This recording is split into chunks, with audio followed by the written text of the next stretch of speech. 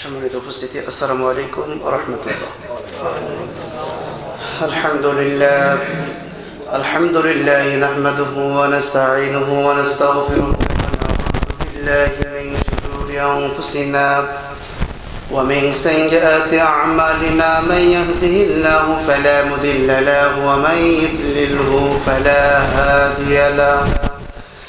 নাশহাদু আন লা ইলাহা ইল্লাল্লাহ لا شريك له ونشهد أن سيدنا وحبيبنا ومولانا محمدا عبده ورسوله الذي أرسله بالحق بشيرا ونذيرا وداعيا إلى الله بإذنه وسراجا منيرا. فقد قال الله تعالى في كلامه المجيد وفرقانه الحميد: أعوذ بالله من الشيطان الرجيم. بسم الله الرحمن الرحيم.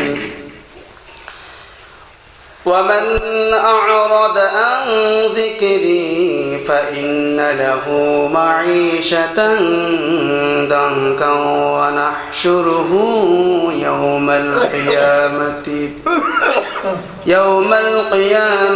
أعمى قال ربي لما حشرتني أعمى وقد كنت بصيرا قال كذلك أتتك آياتنا فنسيتها وكذلك اليوم تنسى إن الله وملائكته يصلون على النبي يا أيها الذين آمنوا صلوا عليه وسلموا تسليما. اللهم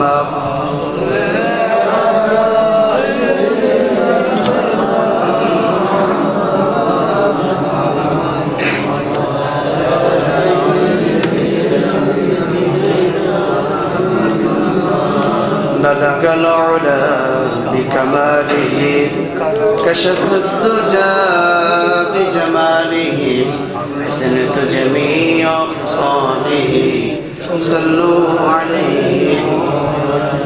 मुझे कुछ मिले या न मिले मोहम्मद मिले, यानी वो शय जिसे अल्लाह मिले.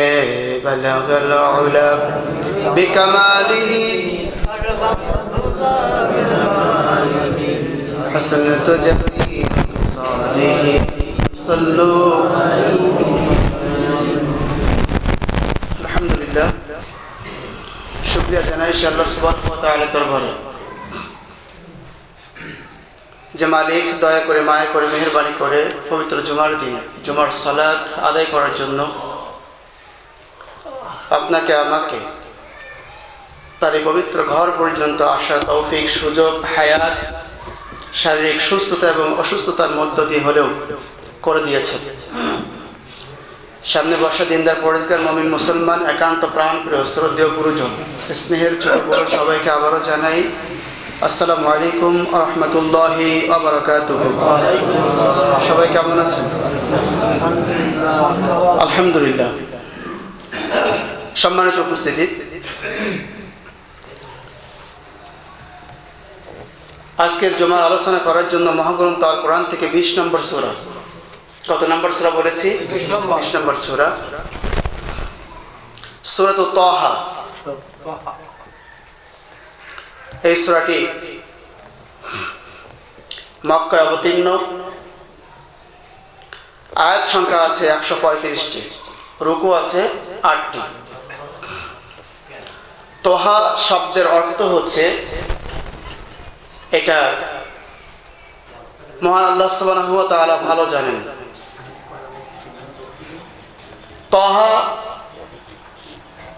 নামকরণ করা হয়েছে এই সূরার প্রথম আয়াতেই তাহা শব্দটি আসার কারণে এই সূরাটির নামকরণ স্বরূপ নাম রাখা হয়েছে তাহা, যেটার অর্থ একমাত্র আল্লাহ সুবহানাহু ওয়া তাআলা তিনি ভালো জানেন।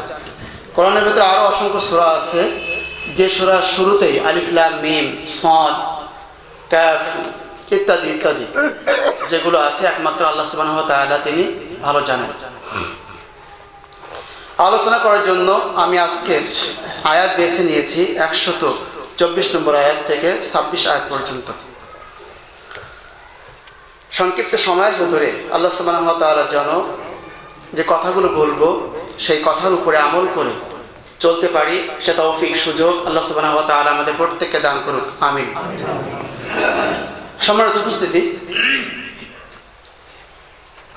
ভূমিকা ছাড়াই কথা শুরু করাটাই উত্তম, যেহেতু সংক্ষিপ্ত সময়। শব্দের অর্থটা আগে বলেই আমি আমার মূল আলোচনার দিকে চলে যাব ইনশাআল্লাহ। আল্লাহ পাক বলছেন ওয়ামান আ'রাদা আন যিকরি ফাইন্না লাহু মাঈশাতান দানকা ওয়া নাহশুরুহু ইয়াওমাল কিয়ামাহ। কার কথা এটা? আল্লাহর কথা।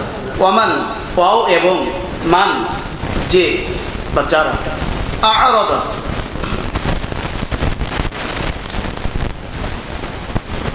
আন যিকরি, আ'রাদা শব্দের অর্থ মুখ ফিরিয়ে নেওয়া বা মুখ ফিরিয়ে যারা নিয়েছে, নিজেকে সরিয়ে ফেলেছে। আন যিকরি, যিকরি আন শব্দের অর্থ থেকে যিকরি শব্দের অর্থ হচ্ছে স্মরণ করা, জিকির করা। ফা অতঃপর, ফা ইন্না নিশ্চয়ই, অতঃপর নিশ্চয়ই, লাহু তাদের জন্য রয়েছে মাঈশাতান জীবন বা যাপন, দনকাও কষ্টকর, ওয়ানাহশুরু এবং তাদেরকে উঠানো হবে ইয়াউমাল কিয়ামাতি কিয়ামতের দিন আ'মা অন্ধ অবস্থায়। কি অবস্থায়? অবন্ধ অবস্থায়। ক্বালা তখন মানুষেরা বলবে রব্বি হে আমার রব প্রতিপালক, লিমা কেন, হাসারতানি আমাকে উঠানো হলো, আ'মা অন্ধ অবস্থায়, ওয়াকাদ আর এবং বা অথচ, কদ কুনতু আমি তো ছিলাম, বাসীরন চক্ষুওয়ালা আমার তো চোখ ছিল, আমি জমিনের উপর দেখেছি। জবাবে আল্লাহ সুবহানাহু ওয়া তাআলা বলবেন ক্বালা, আল্লাহ পাক বলছেন ক্বালা কাযালিকা এমনিতে বা এমনই, লিকা তোমার জন্য, আতাতকা তোমার সামনে এসেছিল, তোমার সামনে উপস্থাপন ছিল, আয়াতুনা আমার আয়াত আমার বিধান, ফানাসিতাহা অথচ তুমি ভুলে গিয়েছিলে, ওয়া কাযালিকা এবং এমনই হবে, কাল ইয়াউম কিয়ামতের দিন, তুমসা আমিও তোমাদেরকে আজকে ওইভাবে যেভাবে তোমরা ভুলে গিয়েছিলে আজকে আমিও তোমাদেরকে ভুলে যাব। এটা হচ্ছে শাব্দিক অর্থ। সরল অনুবাদ হচ্ছে আল্লাহ সুবহানাহু ওয়া তাআলা বলছেন ওয়ামান আ'রাদা আন যিকরি ফাইন্না লাহু মাঈশাতান দানকা ওয়া নাহশুরুহু ইয়াওমাল কিয়ামাহ। আল্লাহ সুবহানাহু ওয়া তাআলা বলছেন হাসরের ময়দানে কিয়ামতের দিন এক শ্রেণীর মানুষ তারা অন্ধ অবস্থায় উঠবে এবং তাদের চোখ ছিল, কিন্তু চোখ থাকার পরেও তারা অন্ধ অবস্থায় হাসরের ময়দানে কিয়ামতের দিন উঠবে। তখন তারা বলবে হে আমার প্রতিপালক, ক্বালা রব্বি হাসারতানি আমাকে কেন অন্ধ অবস্থায় ওঠানো হলো, আমি তো চক্ষুমান ছিলাম। আল্লাহ পাক জবাব দিবেন ক্বালা কাযালিকা আতাতকা আয়াতুনা ফানাসিতাহা ওয়া কাযালিকাল ইয়াওমা তুনসা। আল্লাহ পাক বলবেন তোমাদের সামনে আমার কিছু নিদর্শন ছিল, আমি তোমাদেরকে দেখার সুযোগ করে দিয়েছিলাম, কিন্তু সেগুলো তোমরা ভুলে গিয়েছিলে, আজকে আমিও তোমাদেরকে ভুলে যাব। এটা সরল অনুবাদ। আসুন এবার ব্যাখ্যার দিকে চলে যাই।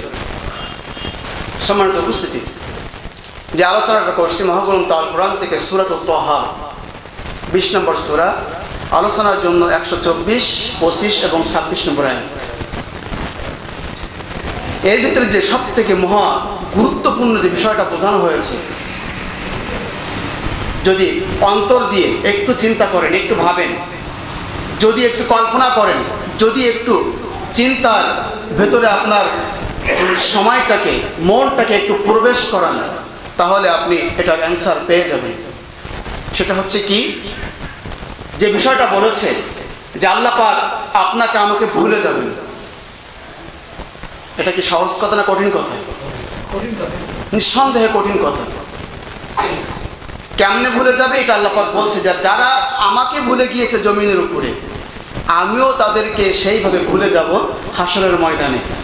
এখন বলেন, যদি মহান রব ওই দিন আমাদেরকে ভুলে যান, আমাদেরকে আর কোনো পথ থাকবে নাকি? কোন উপায় আছে?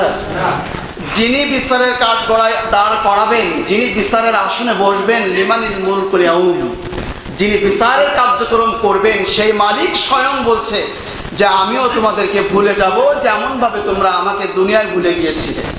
আসুন ব্যাখ্যার দিকে চলে যাই।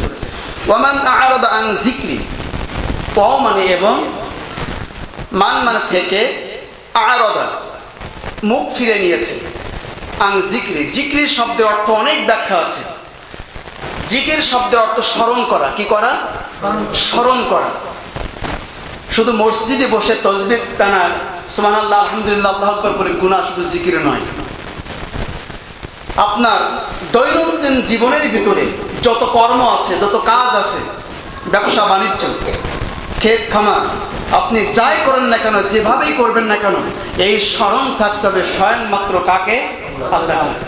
দৈনন্দিন জীবনে ঘুমের থেকে ওঠা থেকে শুরু করে ঘুমানো আগ পর্যন্ত আপনার যে সময়টা ব্যয় করবেন, এই সময়ের ভিতরে যে কাজটাই করবেন, প্রত্যেকটা কাজ হবে তার স্মরণে। কার স্মরণে? এই কথা কে বলে দিয়েছেন? তাহলে নামাজ পড়াতে এটা স্মরণ না? হক কথা বলা এটা কি স্মরণ না? হালাল উপার্জন করা এটা কি জিকির না? এটা স্মরণ নয়? আপনি ব্যবসা বাণিজ্য করেন, লেনদেন করেন, মানুষের সাথে কথা কাজ বলেন, যাই করেন না কেন, প্রত্যেকটা কাজ হবে সেই স্বয়ং মনিবের কাজ। সবাই জোরে বলেন না? এটা আপনার আমার কথা নাকি আল্লাহ পাক জানাই দিচ্ছেন? আচ্ছা, এই ভাষা কি আমাদের জানা ছিল? স্বয়ং তিনি আমাদেরকে জানিয়েছেন। মানবতার মুক্তির দিশারি সৈয়দুল মুরসালিন আশরাফুল আম্বিয়া, বিশ্বনন্দিত নবী জনাব হযরত মুহাম্মদ, সবাই বলে সাল্লাল্লাহু আলাইহি সাল্লামের উপরে দীর্ঘ 23 বছর ধরে ধারাবাহিকভাবে যে ওহী, যে কিতাব, যে গ্রন্থ, যে আসমানি কিতাব নাজিল করে গোটা পথ ভোলা জাতিকে সঠিক পথের দিশা দিয়েছেন, সেই নবী করিম সাল্লাল্লাহু আলাইহি ওয়াসাল্লাম এই কোরআনের ব্যাখ্যা করে জাতির কাছে শুধু নয়, মক্কাবাসীর কাছে শুধু নয়, কাবাবাসীর কাছে শুধু নয়, আরব এই ভূখণ্ডের ভিতরে শুধু কোরআন নাজিল হয়েছে তাদের জন্য নয়, আশরাফুল মাখলুকাত, সৃষ্টির শ্রেষ্ঠ যত জাতি এই জমিনের উপরে এসেছে, আসবে এবং কিয়ামত পর্যন্ত এই ওহী চলতে থাকবে। এটা রদ করা, এটার খণ্ডানো, এটা বাতিল করা পৃথিবীর কোন মানুষের সাহস নাই, দুঃসাহস দেখাতে পারবে না। এই স্মরণ থেকে, জিকির থেকে, আল্লাহর আইন থেকে, আল্লাহর বিধান থেকে কোন মানুষ কিঞ্চিত পরিমাণ সরে যাওয়ার কোনো অবকাশ নাই। কথা বলেন না কেন? কার কথা? কে বলেছেন? এখন আল্লাহ পাক বলছেন আন যিকরি। জিকির শব্দের অর্থটা কি? স্মরণ করা। কিভাবে স্মরণ করবেন?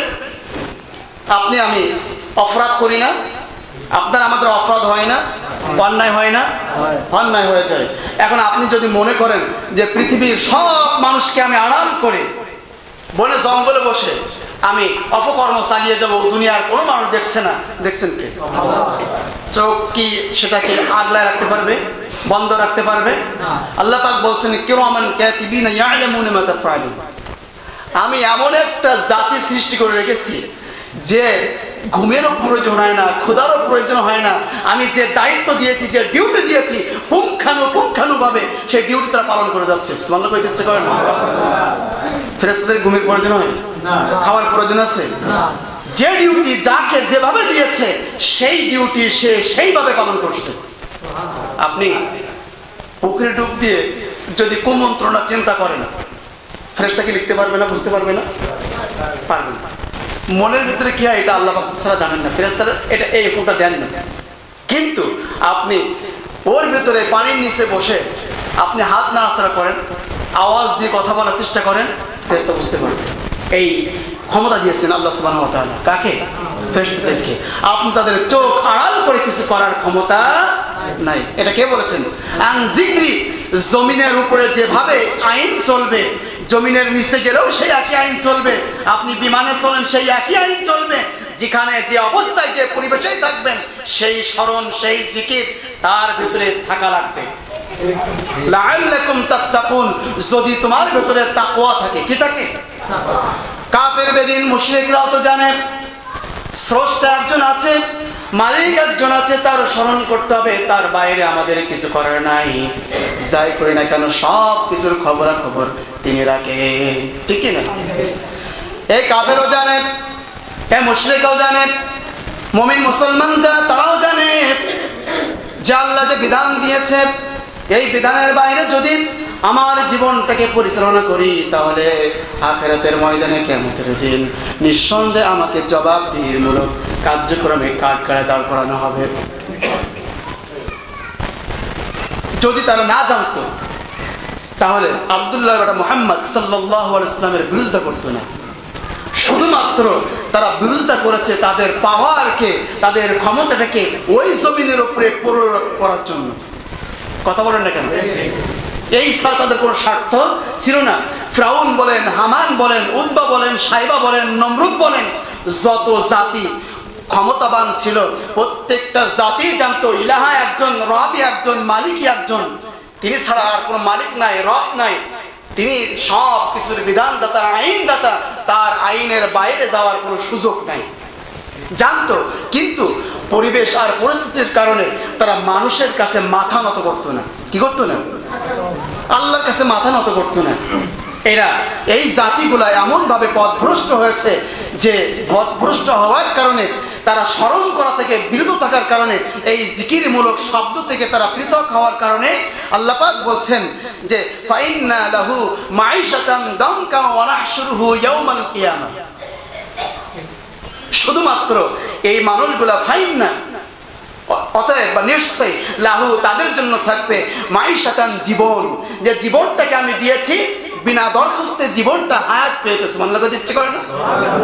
যে জীবনটা দিয়েছি এই জীবনটা দনকা তাদের জন্য হবে কষ্টকর।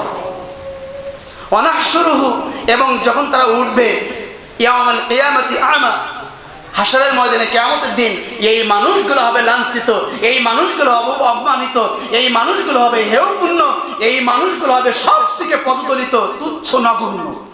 আমা, যখন তারা অন্ধ অবস্থায় জমিনের উপরে উঠবে হাসরের ময়দানে কিয়ামতের দিন। শুধু তাই নয়, আল্লাহ সুবহানাহু ওয়া তাআলা বলেন জমিনটাকে আমি সৃষ্টি করেছি এমনি এমনি নয়।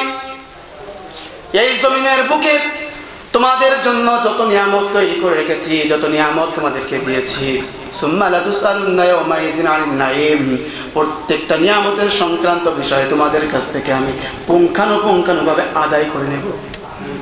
আম হাসিবতুম আন তাদখুলুল জান্নাতা, তোমরা কি মনে করেছো যে তোমাদেরকে আমি এমনি এমনি জান্নাতে দিয়ে দিব? সহজ কথা নাকি এটা?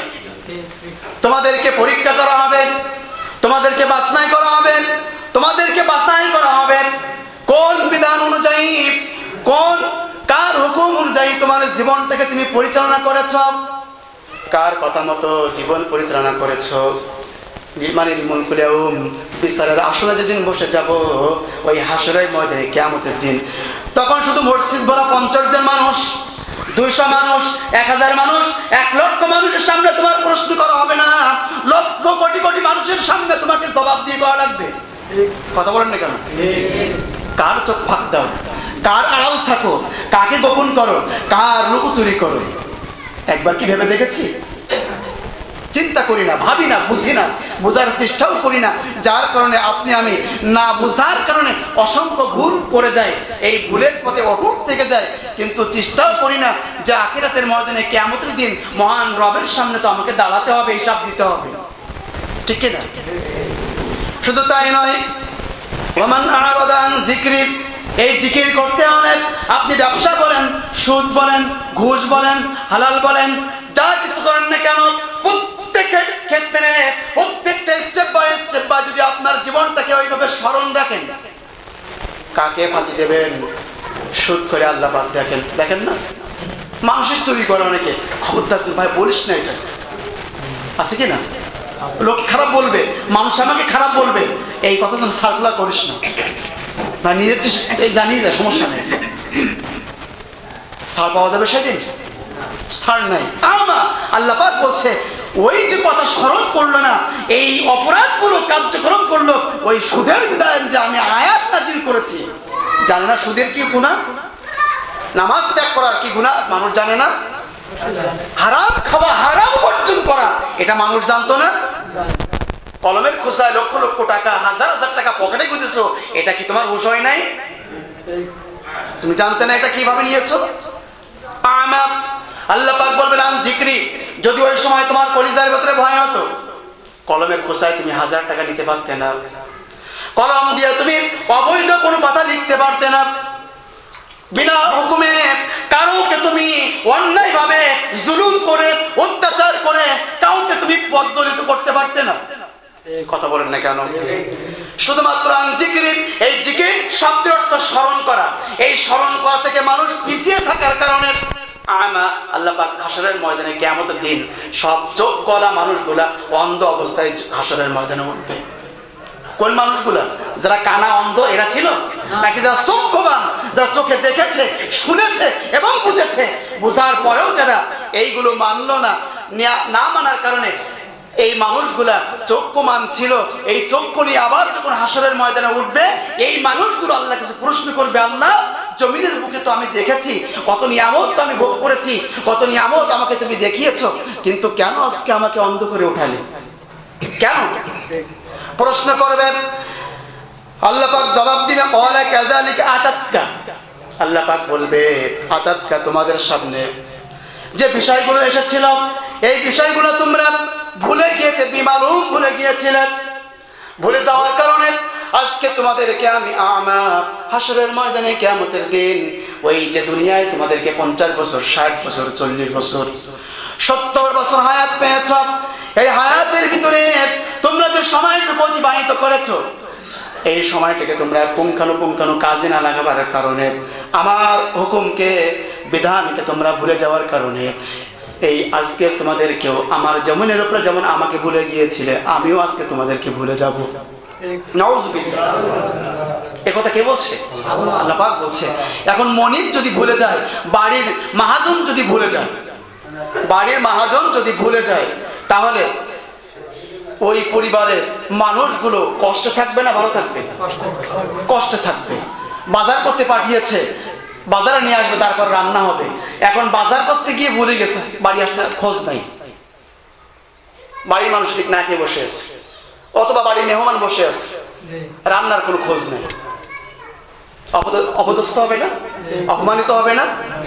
হাসরের ময়দানে কিয়ামতের দিন আল্লাহ পাক বলবে, তোমাদের চক্ষু দিয়েছিলাম দেখার জন্য, তোমরা কি দেখো নাই, শুনো নাই? তোমাদের সামনে কত নজির ছিল, যাদের ওরসে তোমরা এসেছো, এই জমিনের বুকে তোমাদের সামনে মৃত্যুবরণ করেছে, তোমরা কি দেখো নাই?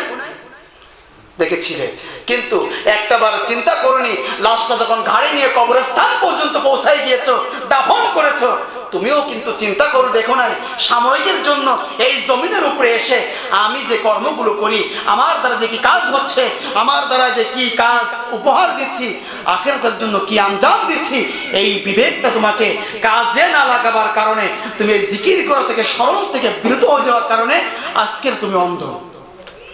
আমরা কি চাই সে অন্ধ হয়ে হাসরের ময়দানে কিয়ামতের দিন উঠি? যদি তাই না চাই, তাহলে আল্লাহর ভাষায় আমরা চাই আল্লাহ পাক যেন আমাদেরকে সেই নিয়ামত থেকে বঞ্চিত না করেন, যে নিয়ামত তিনি আমাদেরকে দিয়েছেন, আখিরাতের ময়দানেও যেন আমরা সেই নিয়ামতগুলো পেয়ে যাই। ঠিক কি না? আমরা সবাই জান্নাতে যেতে চাই, জান্নাত থেকে কেউ বাইর হয়ে আসতেও চায় না, জান্নাতে যাবার আশায় নিয়ে শুধু পায়তারা করি, কিন্তু পায়তারার কাজ করি না। আজান হচ্ছে, মুয়াজ্জিন আহ্বান করছে, আসো নামাজে, আলিঙ্গন করো, নামাজে আসো, কাতারবদ্ধ হও, নামাজে আসো। আপনি ক্যারাম বোর্ডে তাস খেলছেন, ক্যারাম বোর্ড খেলছেন, তাস খেলা বসে আছেন, গল্প গুজবে চার আড্ডায় বসে আছেন, কিন্তু এদিকে নামাজ রক্ত চলে যাচ্ছে, বান্দা তুমি বুঝতেছিস, চেষ্টা করো না। কথা বলেন না কেন? যদি এই হয় আপনার কথা, যদি এই হয় আপনার আমল, তাহলে আখিরাতের ময়দানে কিয়ামতের দিন কি হিসাব দিবে বান্দা তুমি? কোন হিসাব দেওয়ার কথা থাকবে না। এজন্য হিসাব জবাবদিহিমূলক দিতে হলে জবাবদিহিমূলক কাজ জমিনের বুকে করতে হবে, ঠিক কি না? সম্মানিত উপস্থিতি, আমি আমার বক্তৃতার ভিতরে প্রায় বলেই থাকি, বিভিন্ন বিশেষ করে এটা জানাজার প্রোগ্রাম বেশ করে থাকি, এটা যে এই জমিনের বুকে আপনি যত ভালো আমল করতে পারবেন, যত ভালো কাজ করতে পারবেন, যত আমলে সলেহ করতে পারবেন, কবরের ভেতরে গিয়েও আপনি অত শান্তিতে থাকতে পারবেন।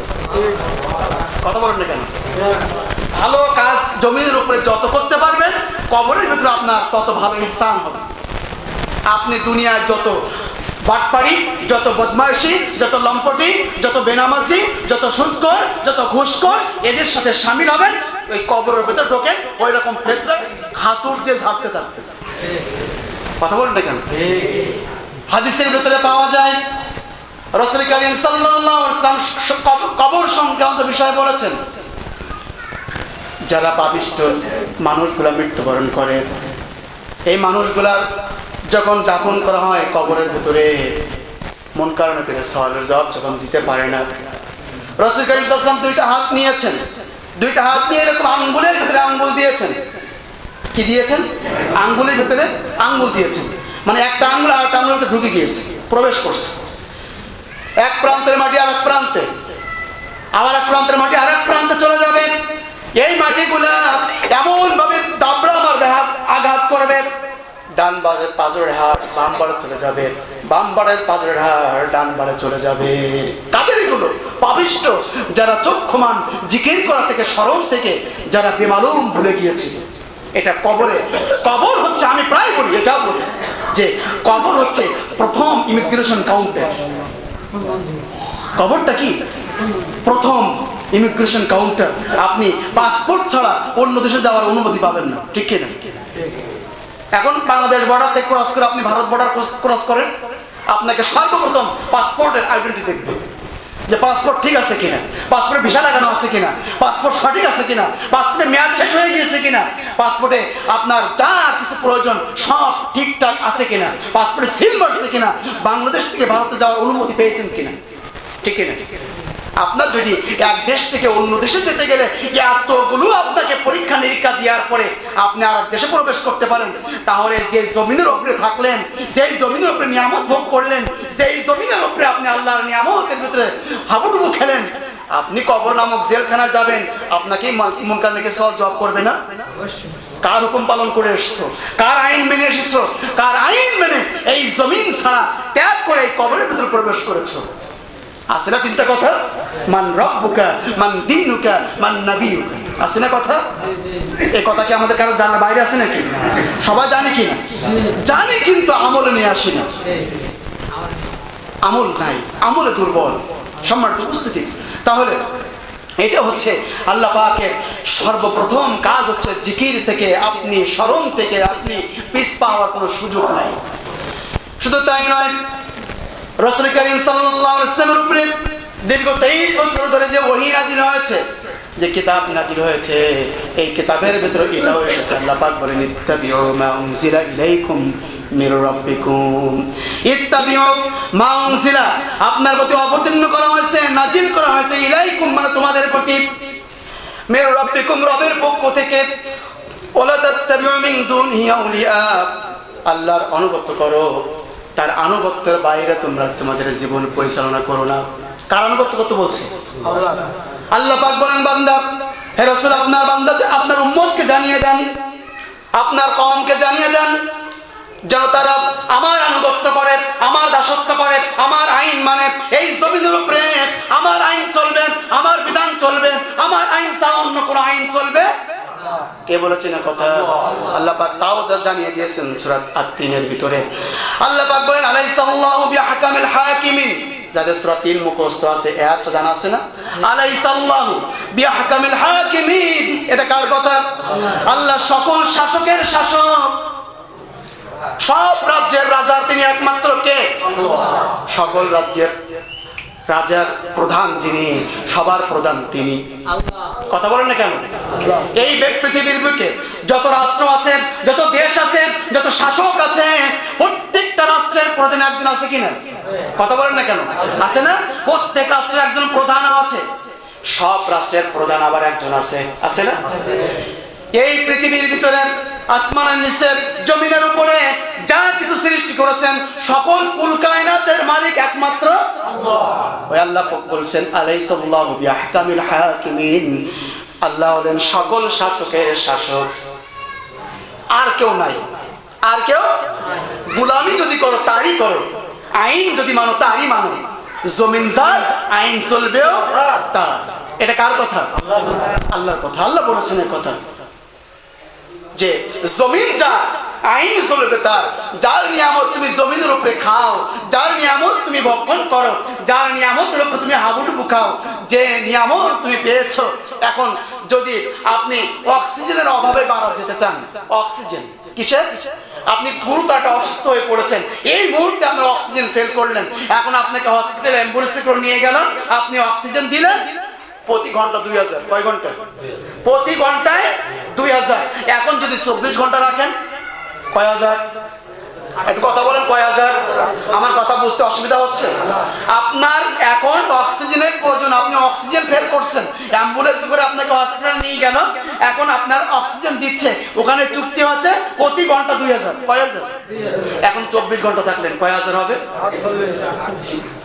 একবার কি চিন্তা করে দেখেছেন আপনার এই 70 বছরে, 50 বছরে, 40টা বছরে আপনার জীবন যখন থেকে শুরু হয়েছে, শুধু তা নয়, ভূমিষ্ঠ হলেন মৃত্যুর আগ পর্যন্ত এই যে সময়টা হায়াত থেকে আপনি ব্যয় করলেন, কত লিটার নয় কত টন টন অক্সিজেন আপনি গ্রহণ করেছেন? দিতে পারবেন এর হিসাব? আছে? আন জিক্রি, কেমনে বান্দা তুমি আমার জিকির থেকে স্মরণ থেকে বিমুখ থাকো, কিভাবে তুমি আমার স্মরণ করা থেকে গাফেল হয়ে গিয়েছো। একটা অক্সিজেনের যদি দুনিয়ার রীতি অনুযায়ী ঘন্টায় 2000 টাকা চুক্তি হয়, বান্দা তোমার একটা মাসের হিসাব তুমি শুধু দিয়ে দাও, কত হাজার টাকা তুমি আমার কাছ থেকে নিয়েছো? কত হাজার? একটা মাস হিসাব করতে পারবেন? এবার বছর, এবার আপনি যুগ। তাহলে যদি এইটা আপনি আমি দিতে না পারি, যদি এই অক্সিজেনের মূল্য যদি দিতে না পারি, আর সব তো আছে ফেলান, আর সব বাদ দিয়ে রাখলাম। আপনার 3.5 বডির ভিতরে যে স্ট্রাকচার আপনি তৈরি করে রাখছে, যে বডির ভিতরে আপনার যা যা প্রয়োজন সব কিছু পেয়ে গিয়েছেন, বান্দা একবারও তো স্মরণ করিস না যে আল্লাহ আমাকে এত নিয়ামত দিয়েছো, এত নিয়ামত দিয়েছো, আজকে মনের ভুলে সিজদা দেই, দেই কি এটার জন্য প্রশংসা আদায় করি? শুধু খান আর ঘুমাই। টয়লেট করা, অনেকে টয়লেট আটকা পড়ে না, প্রস্রাব আটকা পড়ে যায়, তখন বোঝে বান্দা যে এটার কত নিয়ামত। কথা বলেন না কেন? একবার বোঝে না, যতক্ষণ না সে ওই যে বিপদ চলিয়ে যাওয়া মাত্র খোদাকে ভুলিয়ে যায়, একটা কথা আছে না? যতক্ষণ বান্দা তুমি সুখে থাকো, আরাম আয়েশে থাকো, ততক্ষণ পর্যন্ত আমার স্মরণ হয় না। যখন তোমার প্রস্রাব আটকায়, টয়লেট আটকায়, যখন রোগ আক্রান্ত হয়, বেডের পর বেড, মানে বছরের পর বছর, মাসের পর মাস, দিনের পর দিন স্মরণে থাকো, তখন আমার কথা স্মরণ হয়। বান্দা যখন তোমার নিয়ামতের ভিতরে সব পেয়েছিলে, তখন তুমি আমার তাসবিহ করার সুযোগ তুমি পাও নাই।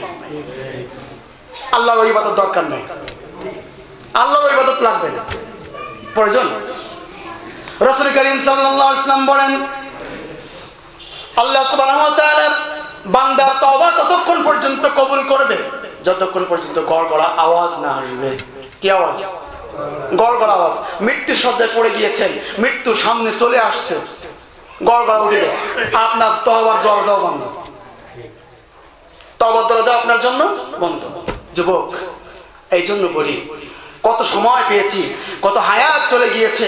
আপনিও আমি এখন যারা দেখেন চুল পাকা, দাড়ি পাকা, দাড়ি লম্বা হয়ে গেছে, বয়সের ভিতরে সাপ চলে এসেছে, আপনি একসময় যুবক ছিলেন, কি ছিলেন?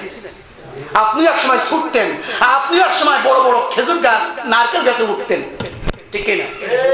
এখন কি আর সম্ভব? এজন্য আল্লাহ পাক বলেন, যৌবনের সামর্থ্য থাকতে, যৌবনের সময় থাকতে যদি বান্দা একবার আল্লাহ,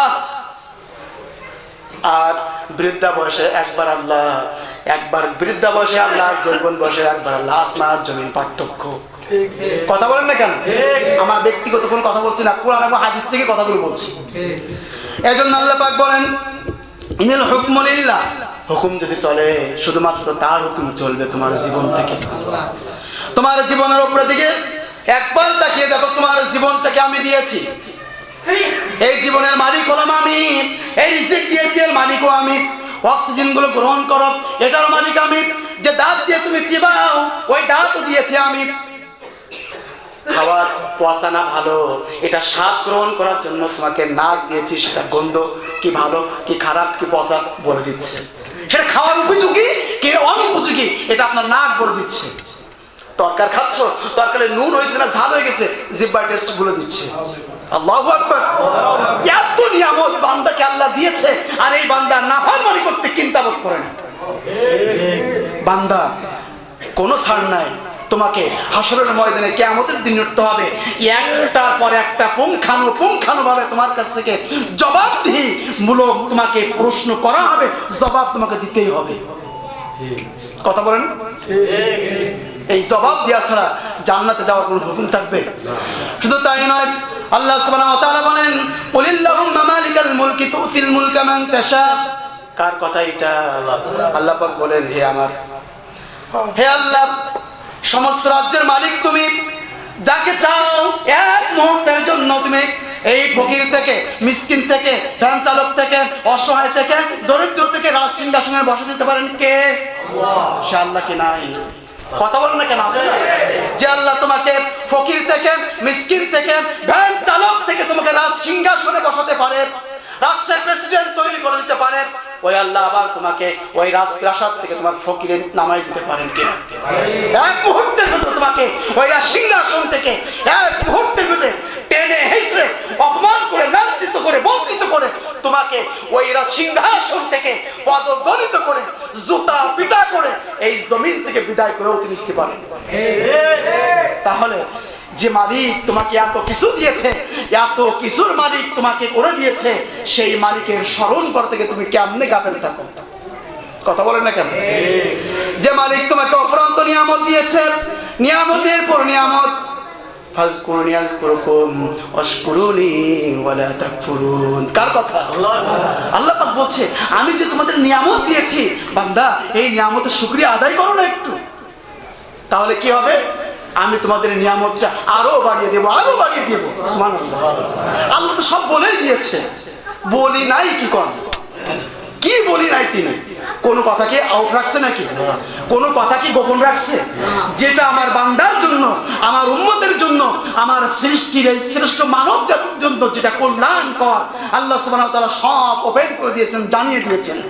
বড় কপাল যারা আমরা শুনেও শুনলাম না, গত জুমায় করেছি, শুনেও শুনলাম না, বুঝেও বুঝলাম না, দেখেও দেখলাম না, এই মানুষগুলো আল্লাহর ভাষায় জন্তু জানোয়ার থেকে নিকৃষ্ট।